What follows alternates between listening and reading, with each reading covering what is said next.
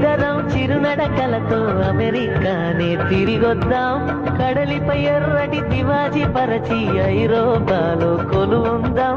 మన ప్రేమనే కవి పాడగా చెల్లికి వైరనుకు సమాధిని తర చెడగొడదాం.